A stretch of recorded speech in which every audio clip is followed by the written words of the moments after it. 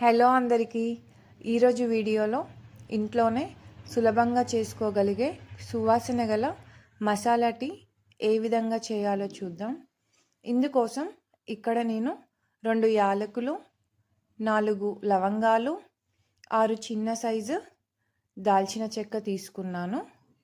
ఇవి 2 కప్పుల టీ కోసం తీసుకున్నాను. ఈ మసాలాలన్నింటినీ రోట్లో వేసుకొని నూరుకోవాలి. ఈ మసాలాలను మరీ పౌడర్ ఫామ్ చేయకూడదు. మీకు వీడియోలో చూపెట్టే విధంగా కచ్చా పచ్చాగా చేసుకోవాలి. అలాగే ఇప్పుడు టీ గిన్నెలోకి 2 కప్పుల పాలను తీసుకున్నాను. పాలు యాడ్ చేశాక ఇందులోకి టీ పౌడర్, షుగర్ని యాడ్ చేయాలి.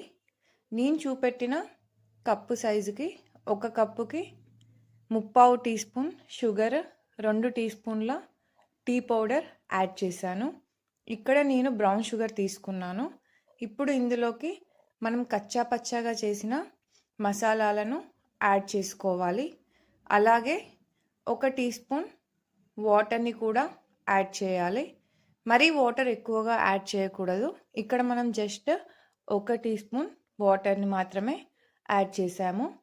ఇప్పుడు ఈ టీ గిన్నెను స్టవ్ మీద పెట్టి స్టవ్ ఆన్ చేసి ఫ్లేమ్ని మీడియం టు సిమ్లోకి అడ్జస్ట్ చేస్తూ ఒక 10 నిమిషాలు మరిగించుకోవాలి.